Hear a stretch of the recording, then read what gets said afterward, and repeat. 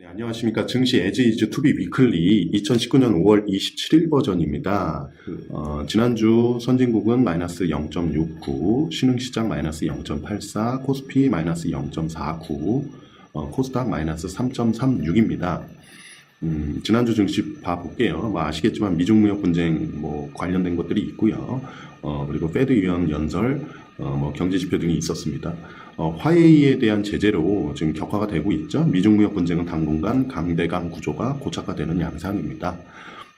다만 이제 미국 기업들이 좀 요구를 해서 화웨이 관련 90일 임시 면허 발급으로 인해 양측이 협상에 대한 일만의 가능성은 현재 열어두고 있는 것으로 보이기는 합니다. 다만 현재의 스토리 전개상 당분간 강대강 대치 국면이 이어질 것이라는 것이 대체적인 예상입니다.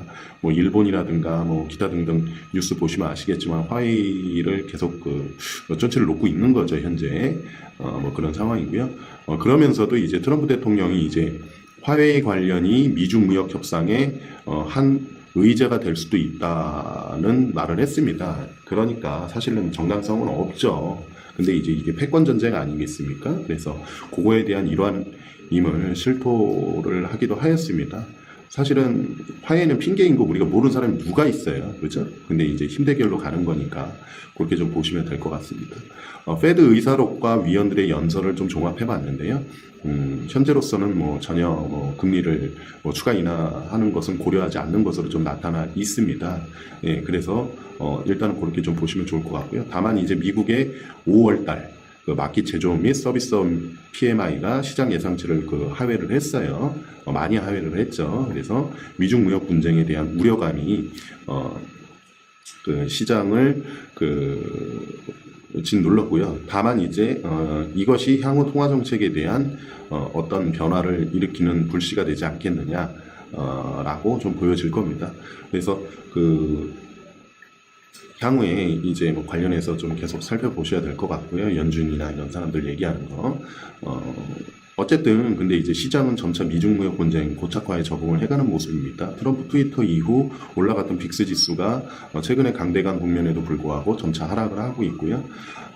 그리고 경제 지표도 미중 무역 분쟁에 이제 우려감이 있기 때문에 그런 게 실제로 나오게 되면 중앙은행들 통화 정책이 분명히 또 바뀔 가능성이 있습니다. 그래서 그쪽에 이제 점점 관심이 옮겨가는 모습이다라고 보시면 되겠습니다. 한편 MSCI 벤치마크 변경에 따라 조정이 일어나고 있는 외국인 수급이 국내에 이제 비우호적으로 이제 작용하고 있는데요. 현재 국내 증시는 어디는 PBR 0.87배다, 어디는 83배다 이러고 있는데 어쨌든 금융위기급 수준까지 내려와 있는 상황입니다. 한편 한국은행이 원달러 환율이 펀더멘털 대비 과하게 올라 있다면서 강한 구두 개입을 표현을 함으로써 이번 주 원달러 환율 흐름은 일단은 한풀 꺾이지 않을까라는 생각을 조심스럽게 하고 있습니다. 이번 주 증시 키워드 살펴보겠습니다. 미중 무역 협상은 항상성 있는 뉴스니까 보시면 되고요. 유럽 의회 선거, 외국인 수급, 원달러 환율 등이 있겠습니다. 26일 이제 유럽 의회 선거 결과가 이제 이탈리아 재정 관련 이슈와 가능해 지금 관심을 좀 보여야 되는데 이런 뉴스도 좀 살펴보시고요.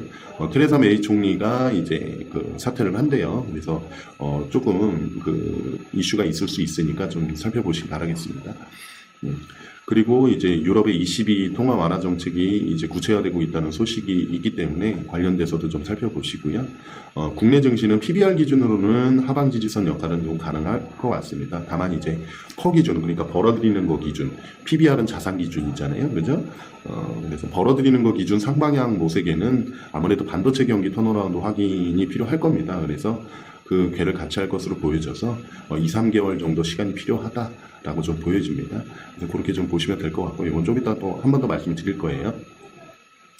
어쨌든 결국 반발성이라든가 또 28일 MSCI 관련 외국인 비우호적 수급이 이제 마무리가 되거든요.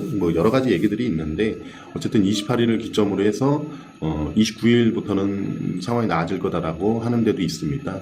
MSCI 조정은 5월 30일이니까 결제일 기준으로 28일에까지 영향을 미칠 것이다 라는 의견들이 있습니다. 어쨌든 원달러 환율에 대해서 외환 당국의 이런 것들 좀 보시면 좋을 것 같고요. 31일에 이제 한국 금통이 있고요. 소수 의견으로 금리 인하 정도가 이제 좀 얘기가 나오지 않을까 좀 싶습니다.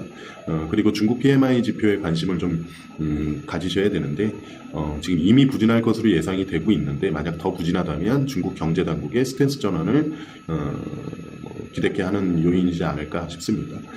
그렇지만 6월 1일 중국이 이제 대미 보복 관세가 이제 특별한 일이 없는 한 지금 부과될 것으로 보이고 있거든요. 그래서 이는 증시 상승에 대해서는 한계를 명확히 해줄 요인입니다.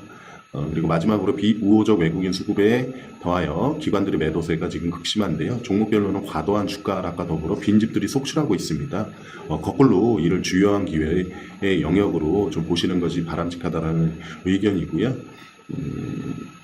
미리 청기 눈설을 하자면 저는 그 하반기 이후 이제 반도체, 자율주행차, 전기차 이런 쪽에 지금 미리 관심을 갖고 있다라고 보시면 될 것 같습니다.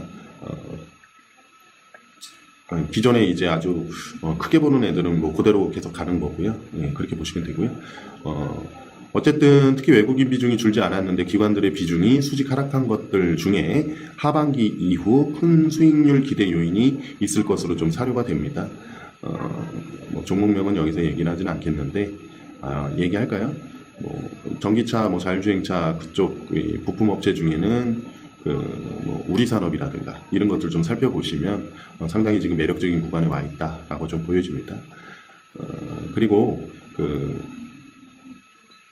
아까 말씀드린 이제 대한민국 PER 개선을 위해서 가장 중요한 것이 반도체 경기입니다. 근데 인텔 CPU가 애리조나 신공장을 7월부터 가동을 하거든요. 얘가 이제 두뇌 역할을 하는 애기 때문에 얘가 지금 여러 가지 난항을 겪으면서 팔다리 역할을 하는 메모리 수요가 또 부족해지고 막 그랬던 거거든요. 좀 간단하게는 그렇게만 좀 알고 계시고요. 점차 숨통이 트일 것으로 예상이 됩니다. 그러면 CPU가 이제 공급이 늘어나면서 이제 메모리 수요가 회복이 되고 가격 반등이 시작이 되고 1분기 GDP가 마이너스 성장이었는데도 불구하고 최근 하향 조정했지만 2.4%의 GDP 성장률을 예측하는 일단 중요한 요인 중에 하나입니다. 여기 보시면 인텔 CPU 공급 부족 해결이 중요하네 어쩌고 저쩌고 해가지고 지난해 14나노 생산량을 어쩌고 저쩌고 제품에 대한 수요를 충족시키는데 어려움을 겪었다. 그 결과 오리건 애리조나에서 7월부터 합니다. 여기 있습니다. 7월부터 미국 애리조나 신공장을 본격 운영하고 어쩌저쩌 몇 개 읽어보면 압니다. CPU 공급 부족의 디램과 폭락, 인텔만 바라보는 삼성전자 하이닉스 당연하죠. 팔다리 업체니까 CPU가 공급이 안 되면 독점인 인텔은 가격을 올리지만 메모리 업체들은 예전만큼은 아니지만 그래도 가격이 이제 조금 하락을 합니다. 그런 상황이고요. 이런 데에서 이제 그 미래를 볼 수 있는 눈을 키우면은요 충분히 이겨낼 수 있습니다. 그래서 그렇게 좀 살펴보시면 되겠습니다. 고생하셨습니다.